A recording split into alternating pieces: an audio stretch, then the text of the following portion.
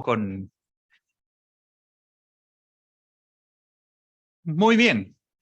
Llevamos 2 martes y este sería el último en el que vamos a hablar de algunas religiones o movimientos religiosos existentes en los tiempos de Jesús. En esos tiempos, religión propiamente tal no existía como hoy, que podemos distinguir, no sé, fuertemente acá en nuestro país, los católicos, los evangélicos, y dentro del mundo de los evangélicos muchas veces se confunde, pero hay otras denominaciones como Testigos de Jehová, como, no sé, mormones o algo así. Y dentro de los evangélicos, ¿para qué le cuento? Usted ya se ubica la cantidad de diferentes nombres, ¿ya? Nosotros no nos consideramos ninguna porque no somos religión, nosotros somos seguidores de Cristo, somos cristianos. Así que no tenemos nombre, no nos ponemos ningún nombre. Si algún nombre hay que ponerle es asambleas de hermanos, asambleas cristianas, esa es nuestra denominación. Pero no somos una religión y hemos estado explicando que una religión consiste en una serie de normas, una serie de reglas que usted puede seguir y siguiéndola usted obtiene algún tipo de objetivo. Qué sé yo, alguna religión podrá decir que si usted se porta bien y hace todas estas cosas y no hace estas otras, entonces el Señor lo premiará y lo llevará al cielo. Esa es una clásica religión. Bueno, nosotros no somos eso. De hecho, el Señor no vino a eso. Si esa fuera la forma de ir al cielo, dice la Escritura que en vano vino el Señor. ¿A qué viene Cristo? ¿A qué viene y muere en la cruz si nosotros nos salvamos haciendo cosas buenas y evitando cosas malas? Cosa que por lo demás no somos capaces. No tenemos ninguna capacidad de hacer cosas buenas, evitar las malas y nunca hacer las malas y siempre hacer las buenas. No tenemos esa capacidad. Nadie la tiene. En los tiempos del Señor, el judaísmo era lo que reinaba, el judaísmo, ley de Moisés y todo lo que conlleva. Y estuvimos hablando hace un par de semanas de los fariseos, hablamos el martes pasado de los saduceos, y nos quedan algunos que tienen mucha menos connotación, los esenios, los celotes, los herodianos, nazarenos, samaritanos, tal vez si es que pudieran considerarse religiones, son agrupaciones que hacían cosas y evitaban otras con un objetivo, ¿ya? Ahora, ¿para qué estamos revisando esto? No nos olvidemos nunca de para qué revisar esto. No es por aprender.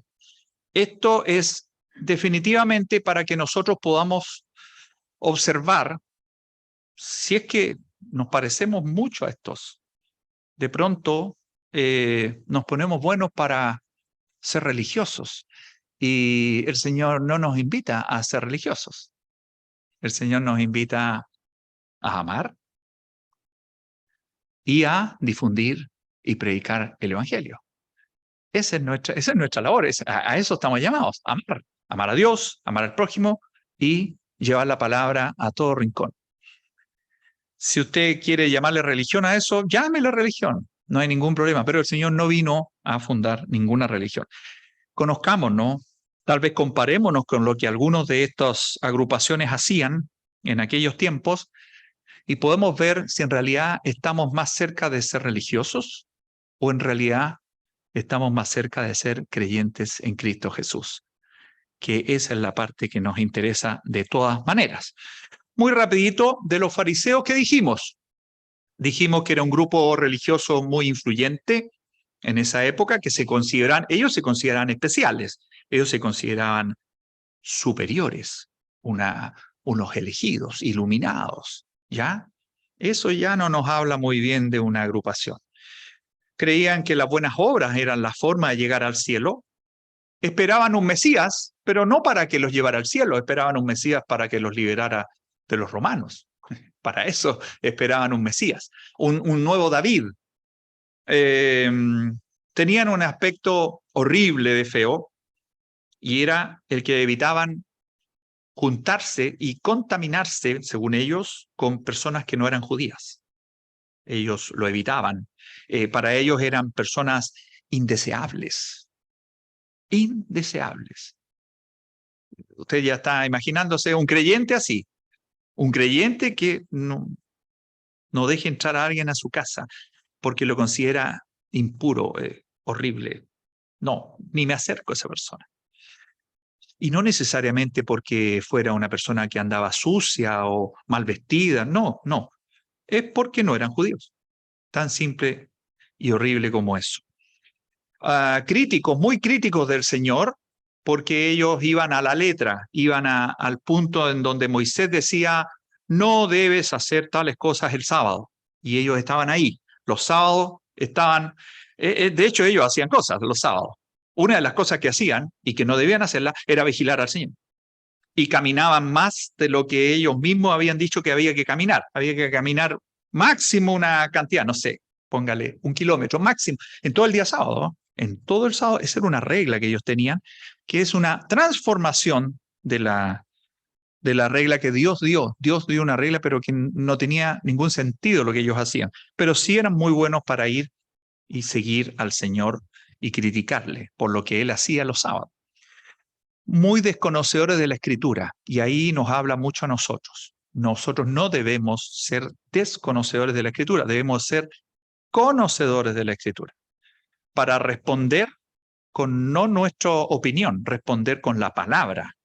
El creyente debe ser un conocedor de la Escritura para nuestro propio comportamiento y para saber responder adecuadamente cuando se nos pregunta. Y confiados los fariseos en que como sus padres eran judíos y los padres de sus padres y ellos provenían de Abraham, entonces ellos tenían asegurada el paraíso, el cielo, asegurado, incluso no importando que su comportamiento dejaba mucho que desear muchas veces. Muy buenos para lo que se veía y malos para lo que no se ve. ¿Qué se ve?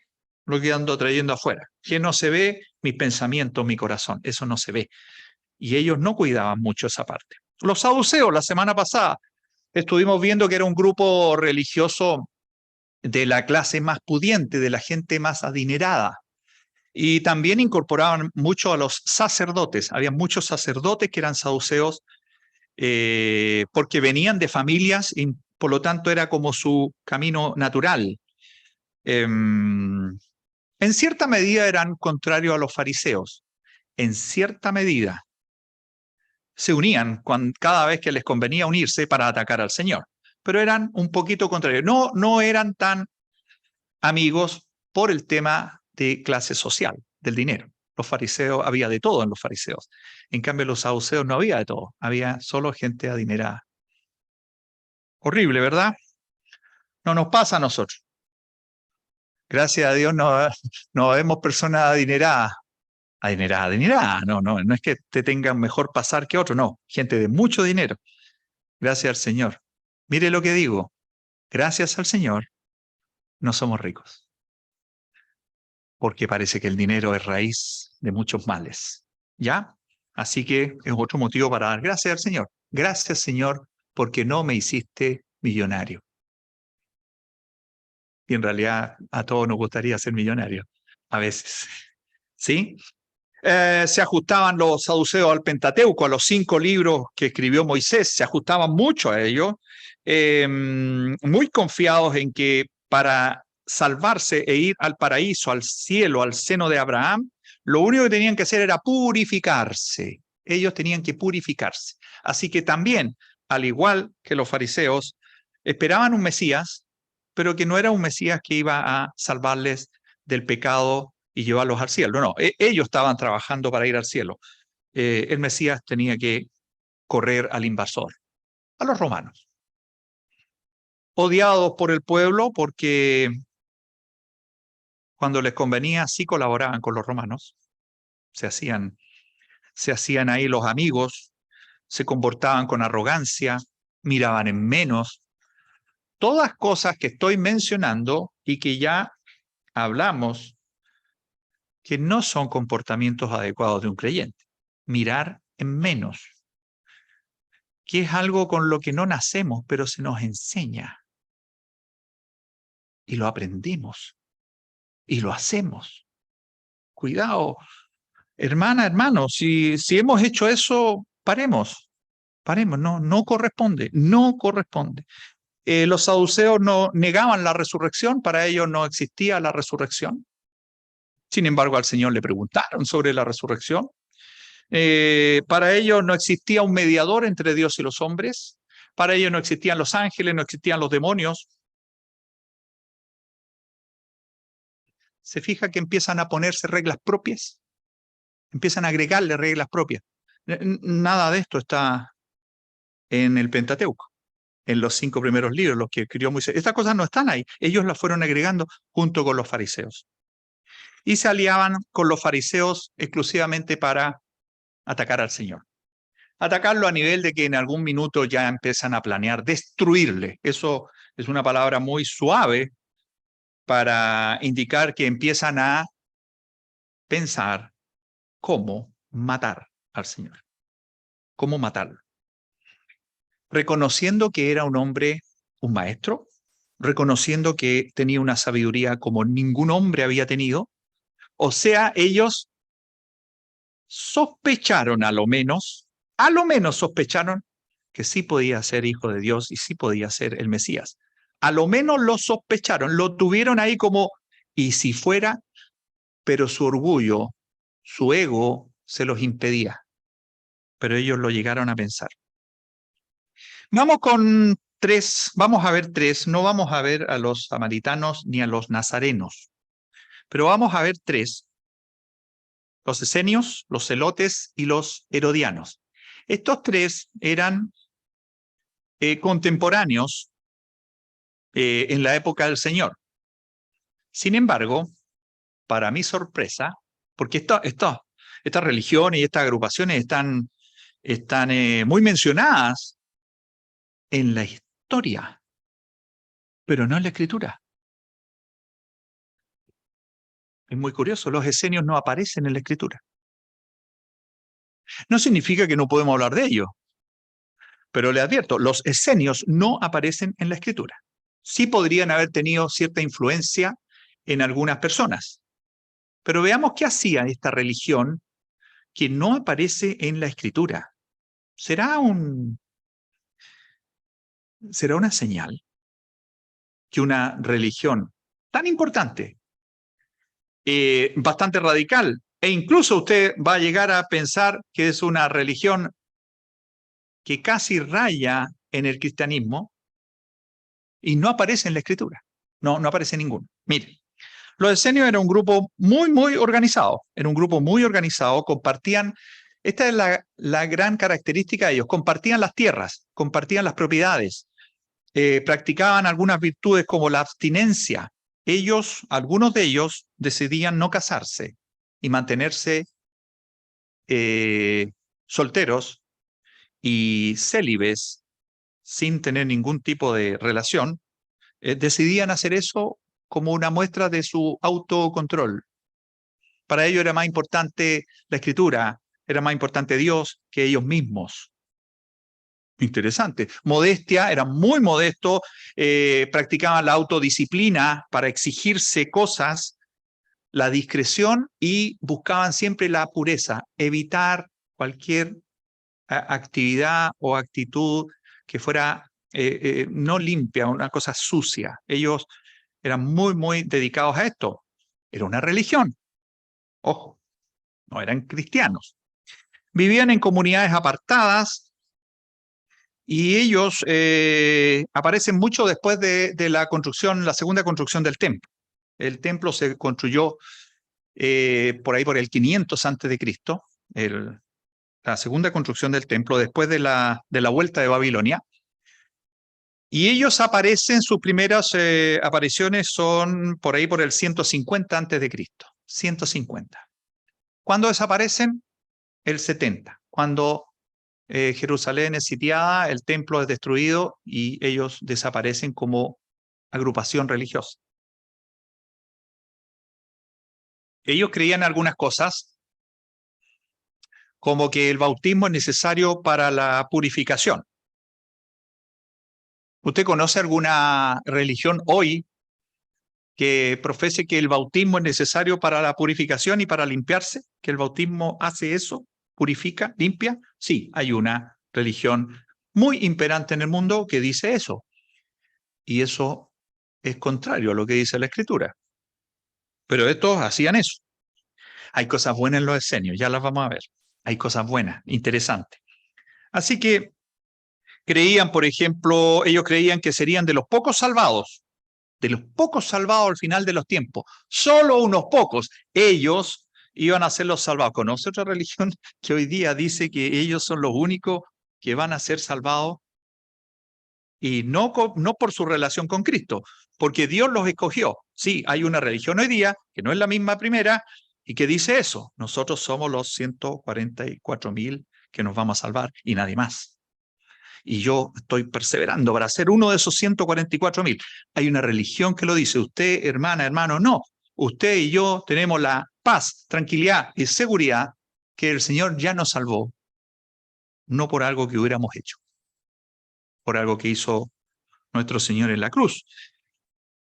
Ellos creían que todo estaba previsto por Dios, tenían bastante una dependencia de Dios, creían en la llegada de un Mesías, no aceptaron a Cristo como Mesías, muy creyentes en la aparición y reaparición de Elías. Y se llega a decir que los esenios pudieron haber tenido alguna influencia en Juan el Bautista. Sin embargo, nosotros sabemos que Juan el Bautista era un humano, un profeta, el más grande de los nacidos de mujer, enviado por Dios e iluminado por el Espíritu.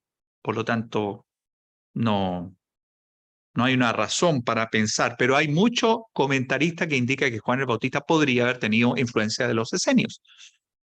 No hay claridad en la escritura, y eso sí es importante.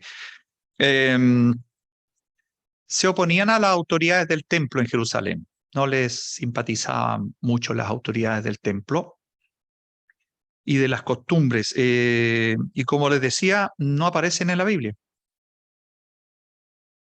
No aparecen en la Biblia.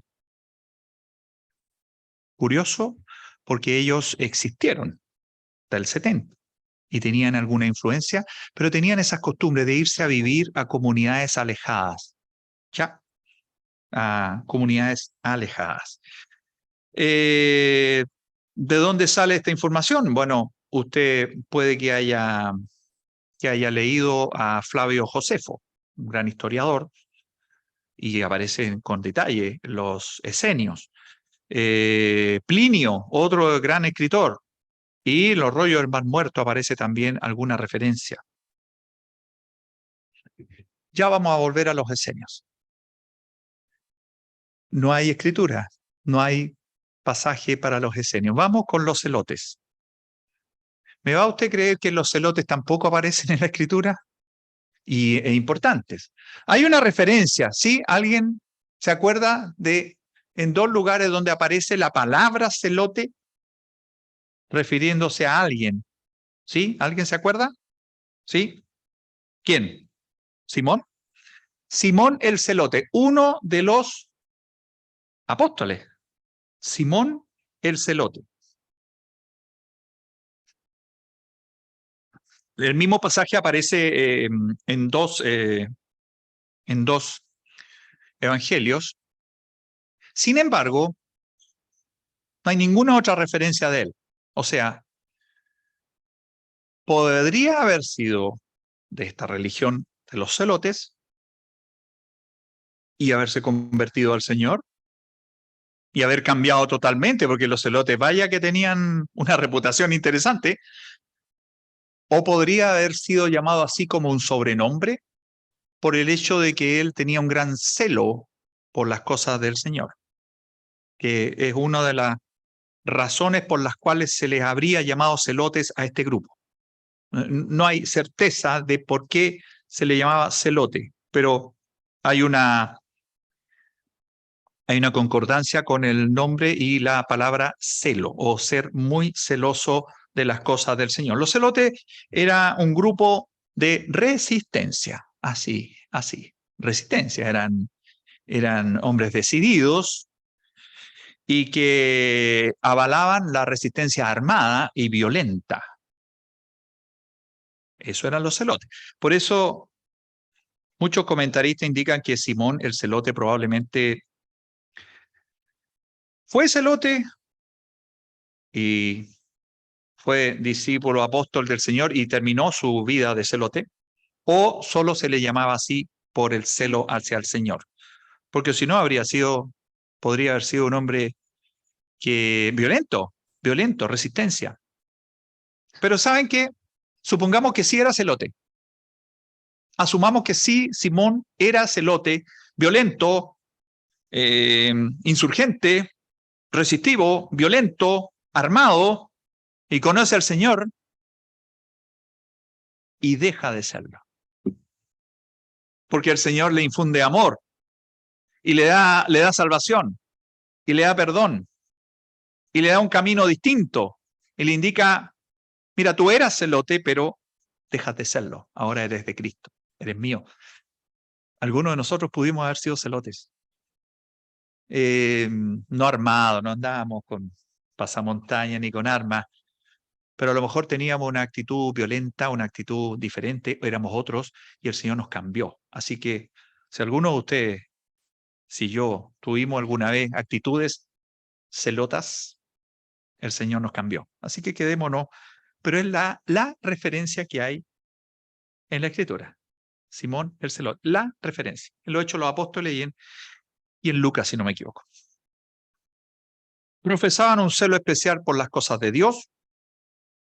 Les gustaba mucho discutir asuntos del juicio final, porque ellos apuntaban siempre al juicio final, al día en que el Señor iba a separar las ovejas buenas de las ovejas malas. Ese era el punto, siempre ese era el punto.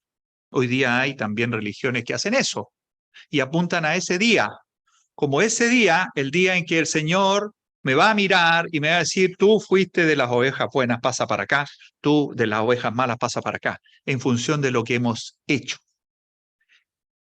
Si la salvación fuera en función de lo que hemos hecho, incluyendo hoy, cuando somos creyentes, si la salvación fuera así, entonces nos vamos todos al infierno, porque no es en función de lo que hemos hecho. Gracias a Dios, que no es en función de nuestras obras. Gracias a Dios. Para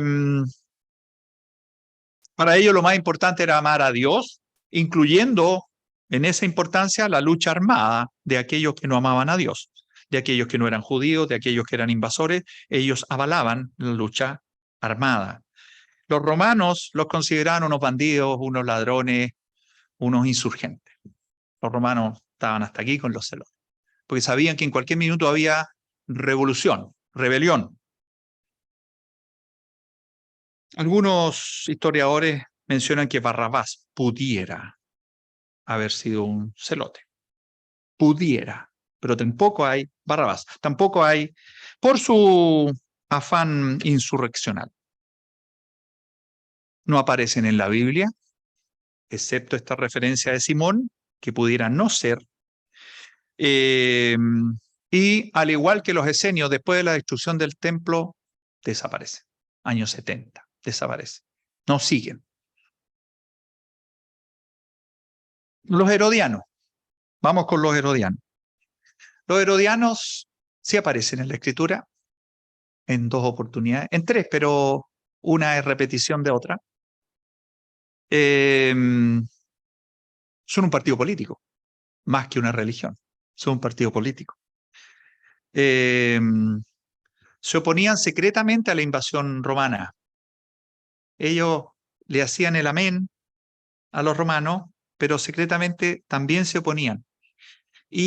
Pero ellos, al contrario de los celotes, ellos se oponían sin violencia. Ellos eran un grupo que se oponía en secreto, pero sin violencia. Los celotes no lo pensaban dos veces. Los herodianos eran fuertemente partidarios de la familia de los Herodes. Hubo varios Herodes. Clase pudiente, Y por lo tanto, parece que estos tienen un imán, se atraían y se juntaban bastante con los saduceos y tenían alguna convivencia por momento, y hay referencias en las que están los saduceos. Ellos mantenían algunas conductas inapropiadas. No eran de lo más puros y castos, como pudieron haber sido los esenios, pudieron haber sido. Vamos a ver en Mateo 22 una referencia que hay. Vamos a Mateo 22. Mateo 22 y versículo 15. Mateo 22, 15. Dice: entonces se fueron los fariseos y consultaron cómo sorprenderle en alguna palabra. Y le enviaron los discípulos de ellos, discípulos de los fariseos, le enviaron a ellos con los herodianos. Ahí están. Diciendo: maestro, sabemos que eres amante de la verdad y que enseñas con verdad el camino de Dios, y que no te cuidas de nadie porque no miras la apariencia de los hombres. Alaban al Señor. Lo alaban. Dinos pues, el 17, ¿qué te parece? ¿Es lícito dar tributo al César o no? ¿Está bien pagar los impuestos al César? César, que es romano, no, ni siquiera es judío. Pero Jesús, conociendo la malicia de ellos, porque hay malicia en ellos, les dijo: ¿por qué me tentáis, hipócritas? Mostradme la moneda del tributo. Y ellos le presentaron un denario. Entonces les dijo: ¿de quién es esta imagen y la inscripción? Le dijeron: de César. Y el Señor les dijo: dad pues al César lo que es del César, y a Dios lo que es de Dios.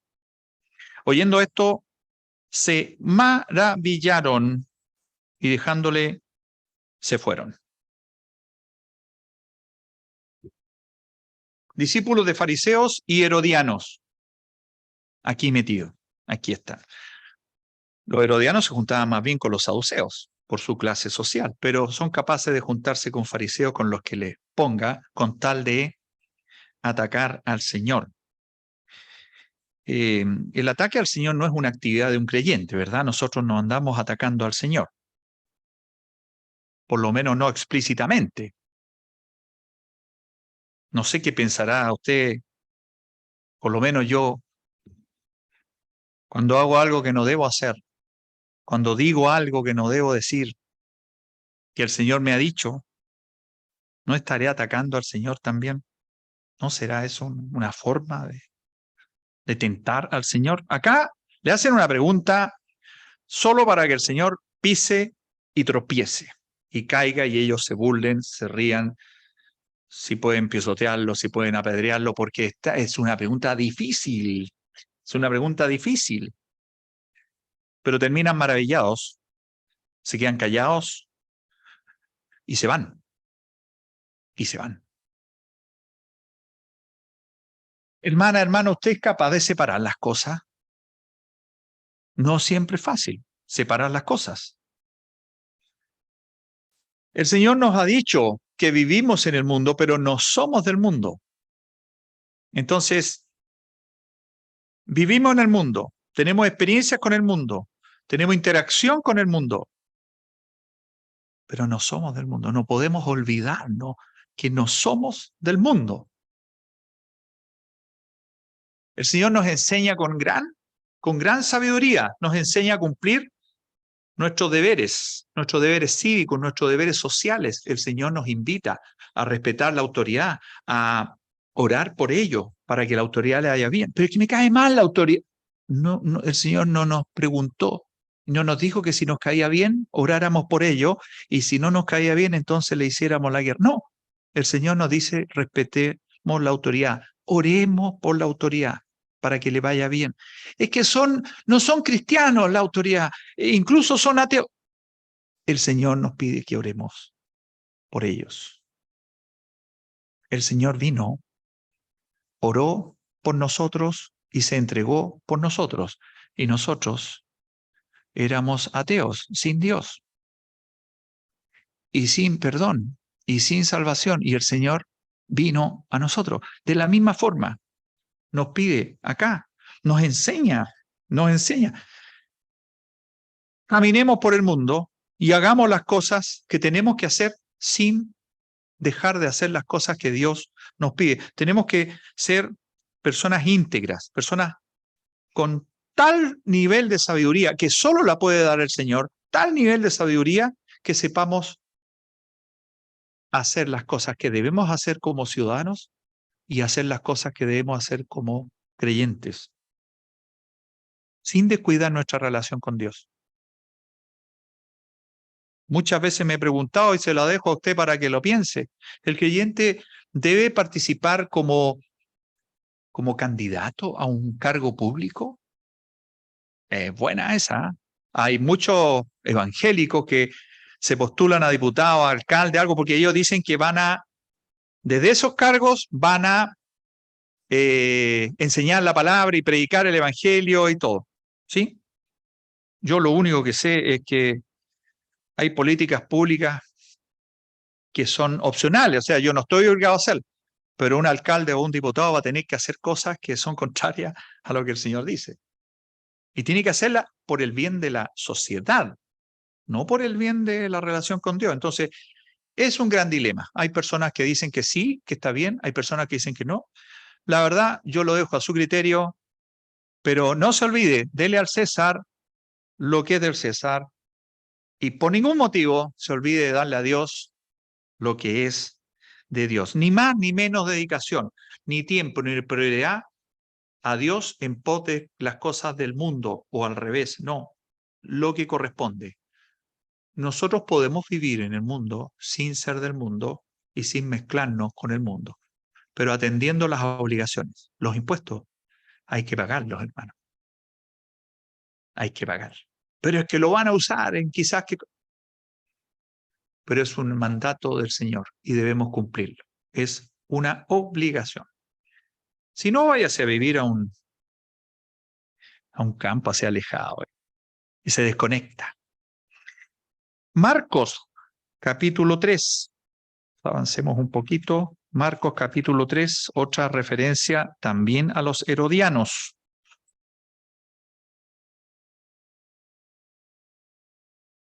Otra vez ponen en jaque al Señor. Aquí de nuevo un día sábado. Dice el versículo 1, otra vez entró Jesús en la sinagoga, Marcos 3, versículo 1, y había allí un hombre que tenía seca una mano. Y le acechaban, observen, le acechaban para ver si en el día de reposo le sanaría, a fin de acusarle.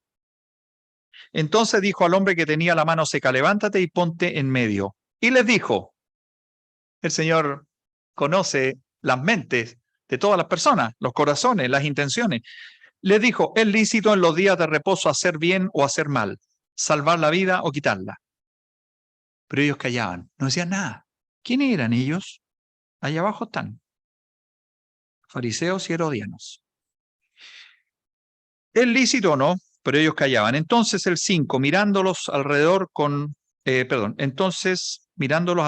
enojo, entristecido por la dureza de sus corazones, dijo al hombre, extiende tu mano. Él la extendió y la mano le fue restaurada sana. Y salidos los fariseos tomaron consejo con los herodianos contra él para destruirle. Ya no era impedirle hablar en la sinagoga, no, destruirle, matarlo. Entonces, de nuevo, la pregunta acá. Herodianos poniendo en jaque al Señor, tentando al Señor, haciendo preguntas difíciles, poniéndolo en situaciones difíciles, situaciones que tal vez nosotros no podríamos haber salido tan airosos como el Señor lo hacía. El Señor es todo sabiduría, toda la sabiduría. Él es la sabiduría. Y la pregunta de nuevo que tenemos que hacernos, ¿ponemos en jaque al Señor? Usted y yo, hermanos, ¿ponemos en jaque al Señor? Por ejemplo, poniendo reglas propias. Acá en la iglesia vamos a poner estas reglas, esto, y nadie puede hacer esto y todos tienen que... ¿Ponemos en jaque al Señor? con lo que podemos o no podemos hacer, o obligando a otro hermano a hacer o no hacer, con una intención egoísta de que alguien haga lo que yo digo. Estos egos, estos liderazgos que empiezan a aparecer, tanto han destruido a nuestros locales, a nuestras iglesias, tanto han destruido un liderazgo egocéntrico. Digo algo, que lo hagan para que se den cuenta que todos me hacen caso. Y puede ser al más pequeño nivel, si no estoy hablando de que ciertos hermanos van a poner reglas, cualquiera de nosotros, ¿no será que nos gusta el yo? Porque estos hombres acá estaban en eso, estaban ellos salvaguardándose, diciendo, nosotros somos los guardianes del día de reposo. En cambio, este hombre no respeta nada. Le vamos a enseñar quién hace bien las cosas, le vamos a enseñar. Y resulta que salían con la cola entre las piernas. Y el único recurso que le quedaba era destruir al Señor, porque no eran capaces de salir airosos en su cometido. Anteponemos reglas, legalismos, reglas. Ponemos reglas acá para que otros hagan, para que todos hagamos. Yo no sé si usted se ha dado cuenta, pero hoy día en nuestras asambleas hay gran fuga de hermanos. El hermano tiene que responder frente al Señor. ¿Por qué? ¿Que se alejó? Pero cada uno de nosotros, ¿no habremos colaborado en algo? Mire, yo le voy a dar unos nombres, no a una, y usted revíselo para usted. Le voy a dar algunas palabras clave. Corbata, barba, vestimenta, cosas que se ven y que personas piensan que hay que hacer algo con esas cosas en la iglesia. Hay que hacer algo. No se puede usar cierta vestimenta. No se puede dejar lavar. No se puede, no se puede, no se puede. Y trabajan en eso. Eso es desafiar al Señor, poner en jaque al Señor. Si el Señor no vino a eso. Más que preocuparnos de lo que sale, nos preocupamos de lo que entra, de lo que se ve. Yo no digo que usted venga mal vestido. Venga vestido, por ejemplo, como va a ir a una reunión importante, como va a ir a un lugar importante, como va a ir a su trabajo. Vístase adecuadamente, por supuesto aquí también. Y es más, esta como es una reunión especial, a lo mejor hay que vestirse un poquito mejor, pero que no trajo corbata, así que no puede entrar. Yo lo escuché eso, no hace mucho. ¿De qué estamos preocupados? ¿De cumplir el sábado aquí, como los herodianos? El sábado, muy importante, y el corazón de ellos no. El corazón de ellos sí podía pensar cómo destruyo a este gran maestro, gran profeta, gran sabio, que podría ser el Mesías. Pero me hierve adentro y voy a pensar, junto con mis amigos fariseos, cómo lo destruimos. Ese corazón, da lo mismo si usted anda con corbata, hermano. Da lo mismo si usted anda con corbata. No es tema. Pero a veces se nos va a variar la cosa. Porque mantenemos un corazón duro. Ese corazón duro que teníamos antes que el Señor nos llamara y nos trajera y nos rescatara y nos salvara y nos perdonara. Ese corazón a veces lo mantenemos duro y mantenemos la coraza. Y yo le digo, hermana, hermano, Suelte esa coraza, suelte esa armadura, deje ese corazón blando en manos del Señor, que Él lo moldee, que Él lo trabaje. ¿Por qué tenemos que seguir siendo y diciendo cosas como a nuestra pinta? Que se hagan las cosas. Cambiemos nuestra actitud. No nos pasemos al otro extremo. No se trata de que entonces ahora está todo permitido y vamos a ir todos para el otro lado. No, hay un equilibrio. Siempre hay un equilibrio. El Señor siempre nos mostró un equilibrio. El límite, ¿dónde está el límite? La raya. El amor. Esa es la raya, el amor. Cuando ya me estoy pasando a no amar a los demás, sino que amarme a mí, entonces ahí, cuidado, transgredir la raya, transgredir el límite, y el límite se transgrede hacia acá. Aquí está la raya del amor, y yo debo amar, amar, amar. Cuando me doy cuenta que me estoy amando más yo, estoy poniendo reglas, estoy fijándome en el otro en vez de fijarme en mí, entonces ese es el límite, para que usted no se confunda, ese es el límite. En Marcos capítulo 12 tenemos una nueva referencia, pero la misma referencia de Mateo 22, el tributo al César. La vamos a mencionar solamente porque es la tercera mención que hay de los herodianos. Marcos 12 y versículo 13. En la misma ocasión, y le enviaron a algunos de los fariseos y de los herodianos para que les sorprendiesen en alguna palabra. Ese era el objetivo de ellos, ese era el corazón, ese era el corazón. Ese es el que no tenemos que nosotros seguir. Cuidado con ese corazón que busca la pequeñez, busca la forma más que el fondo. El fondo es que Cristo Jesús vino al mundo y murió por todo pecador. Y nosotros, al reconocernos pecadores, hemos creído en Él y hemos entendido que esa es la forma en cómo Dios nos salva y nos lleva al cielo, nos perdona, nos redime, nos reencontramos con Él por acción de Él. Eso es lo importante. Ese es el fondo. La forma podemos irla trabajando.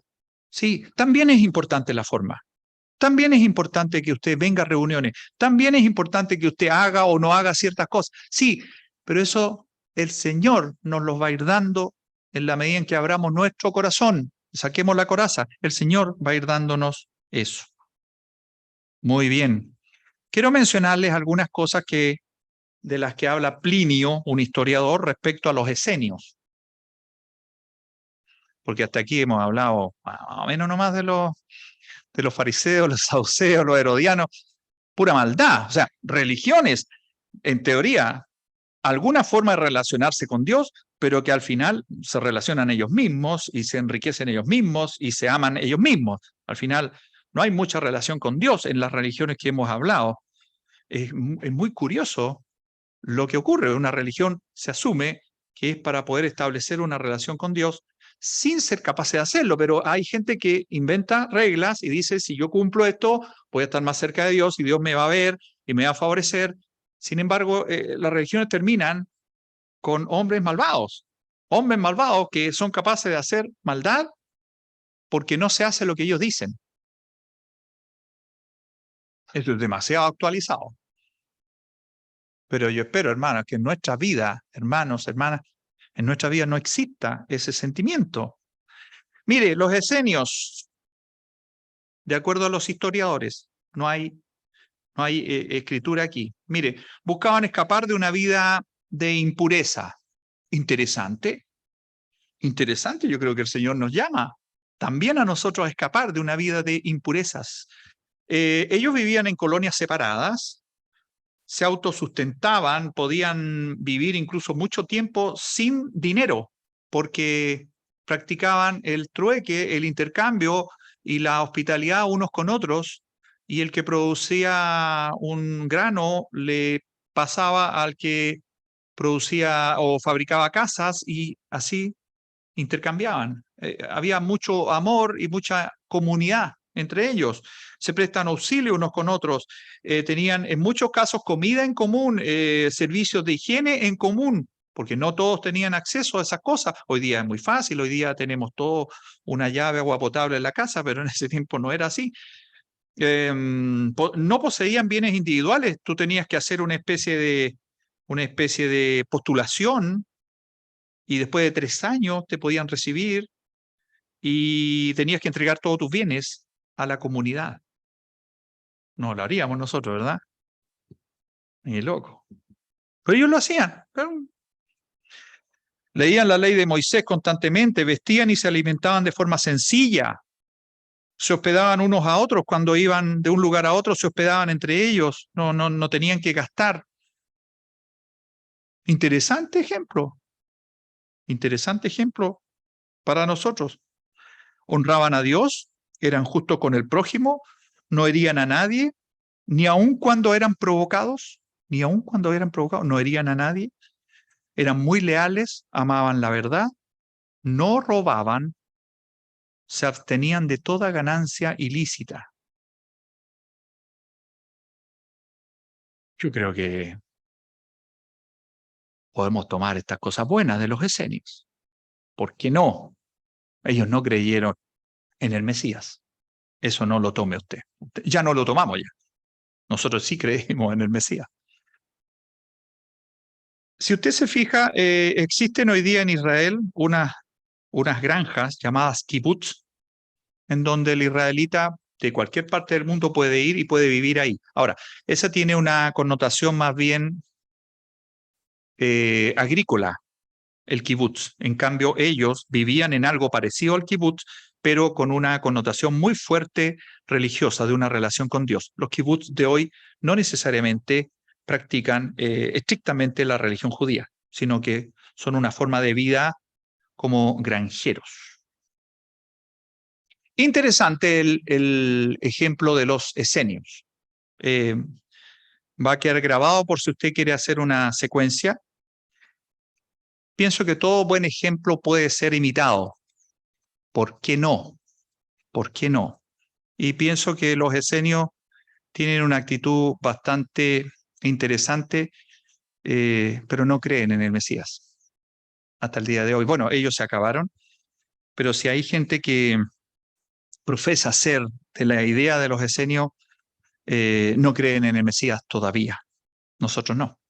Así que podemos sacar algunas conductas interesantes de ellos, pero no sacar su fe, que la tienen puesta en otro lado. Hemos revisado varias religiones y agrupaciones y podemos darnos cuenta que no son cosas del pasado. Fueron del tiempo del Señor, pero hoy día están muy presentes.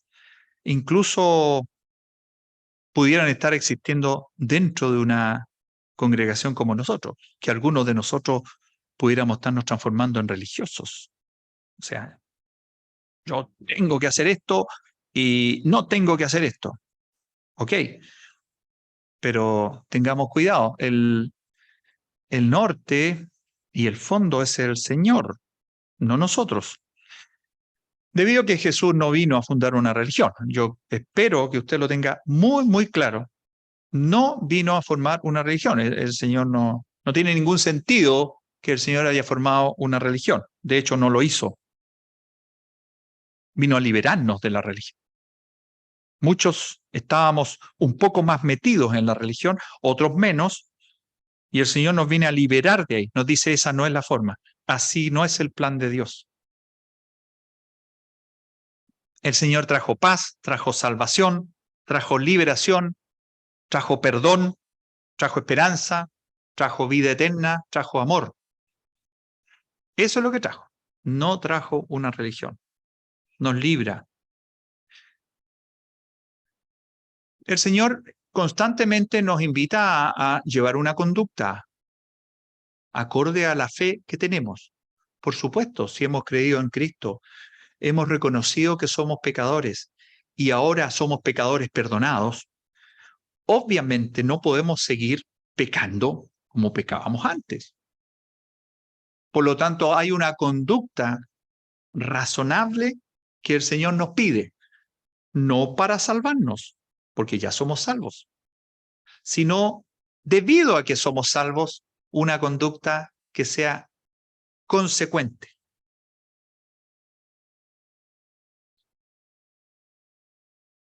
¿Qué tomo de estas religiones? ¿Tomo algo? ¿Me sirve de algo todo este ejemplo, estas agrupaciones? Mire, usted es grande y puede concluir. Todo lo que implique amor a Dios y al prójimo está bien. Tome esa medida. De nuevo, el límite. ¿Dónde está el límite? Amor a Dios y amor al prójimo, todo está bien. Por eso le leí algunas de las costumbres de los esenios que me parecieron tremendamente interesantes y rescatables. De los fariseos, de los saduceos, tal vez su celo por conocer la Escritura, pero ellos lo hacían para un fin que no era el que nosotros debiéramos hacer. Nosotros debiéramos hacerlo para alimentarnos y para amar cada vez más al Señor y conocer más al Señor, no para saber nosotros e imponer a los demás. Eso es religión. No. Todo lo que implique amor a Dios y al prójimo, tómelo. Todo lo que implique que usted deja que el Espíritu Santo actúe en usted, tómelo. El Espíritu Santo quiere actuar en nosotros. El Espíritu Santo vino a morar en el creyente, vino a vivir en nosotros. Y nosotros debemos dejarlo actuar. No es que el Espíritu Santo no tenga capacidad de actuar, sino que Dios nos da esa libertad. Nos da la libertad. Y podemos dejarlo que trabaje en nuestra vida, en nuestro corazón. Y Dios nos da la libertad de que nosotros constriyamos al Espíritu Santo, lo empujemos, lo dejemos al lado. Es tremendo lo que el Señor nos permite. Nos permite dejar a un ladito al Espíritu Santo. ¿Cómo será si Él es Dios? El Espíritu Santo es Dios y podemos dejarlo a un ladito.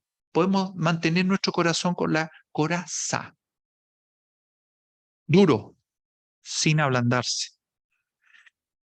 Le voy a leer 2 versículos preciosos que hay y terminamos. Galatas 5, 22 y 23. El fruto del Espíritu Santo.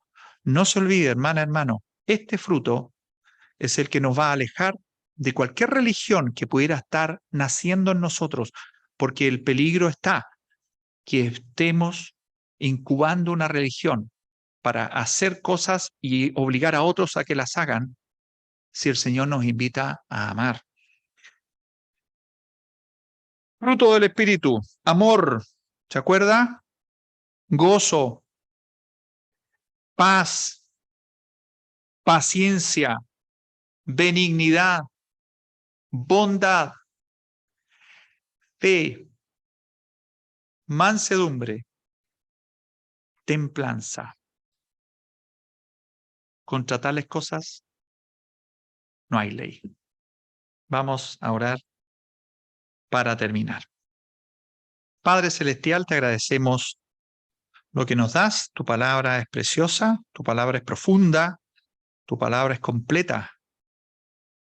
Y tú quieres que nos entreguemos a ella, que pongamos nuestros cuerpos, nuestra vida, nuestros recursos, todo lo que tú nos has dado en cuidado, que lo pongamos a disposición para crecer, para que otros vean la obra de Cristo en nosotros y crean, porque ven el milagro de la salvación, porque ven el milagro de la transformación, cómo Cristo Jesús puede, perdonando nuestro pecado, convertirnos en personas libres de religión y en personas que amamos con intensidad. Gracias, Padre. Gracias por darnos este estudio. Queremos continuar cada uno en nuestros hogares revisando y sobre todo observando nuestro comportamiento diario. Te damos gracias y pedimos tu bendición y tu ayuda, Señor, porque solos no podemos. Gracias te damos en el nombre del Señor Jesús. Amén. Muy bien, próxima reunión es este día jueves a las 7 de la tarde. Hay oración y estudio bíblico. Segunda Tesalonicenses, capítulo 2. Ahí estamos. Ahí estamos. Estamos bordeando un gran tema. Un gran tema. ¿Qué pasa antes o durante la venida del Señor? Usted sabe que el acontecimiento que la iglesia espera es la venida del Señor a las nubes para llevarse a la iglesia, un acontecimiento increíble, increíble. Viene el Señor, no pisa la tierra, viene a las nubes y se lleva a la iglesia. Y nos vamos. Ese es el acontecimiento que espera todo creyente. No es el juicio de los buenos y los malos, no es ese acontecimiento. Y justo estamos ahí. Justo Pablo está explicándole a los tesalonicenses qué cosas son necesarias para que ese evento ocurra, porque los deja tranquilos de que no ha ocurrido. Ellos estaban muy nerviosos de que tal vez había ocurrido y ellos se lo habían perdido, o se lo habían perdido los que habían muerto antes. Entonces, Pablo está explicando ahí y es muy interesante. Venga el jueves, 7 de la tarde, y este sábado hay reunión de jóvenes. Este sábado hay reunión de jóvenes. Por ahí está nuestra hermana Eli, quien está a cargo de la ONCE, de toda la organización, y ella recibe aportes, apoyos de cada uno de nosotros. Así que acerquémonos a ella y le damos nuestro apoyo concreto. ¿Ah? ¿Ok? Muchas gracias a todos.